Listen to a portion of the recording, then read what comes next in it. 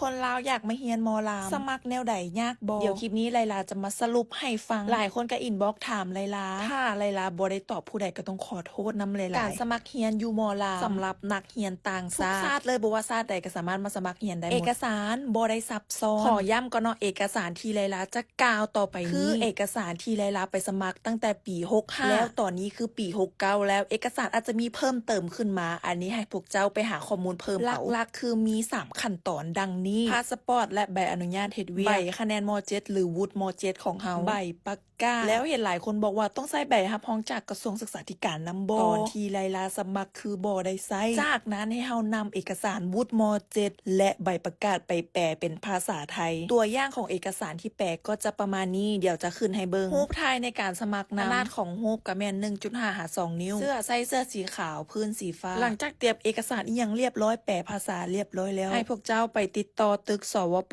ชั้น2หรือชั้น3นี่แหละไปบอกจุดประสงค์เขาเลยว่าเขาเป็นนักศึกษาต่างชาติต้องการที่จะมาทดสอบภาษาไทยก่อนการสมัครเรียนหลังจากที่พวกเจ้าไปทดสอบภาษาไทยผ่านแล้วขั้นตอนที่2ก็คือติดตามข่าวสารว่ามอหันก็จะเปิดรับช่วงใดเปิดรับปุ๊บให้เฮาเตรียมเอกสารทั้งเบิดทั้งมวลของเฮามีหยังก็เอาไปให้เบิดไปสมัครเรียนได้เลยค่าเทอมที่สมัครเริ่มแรกแม่น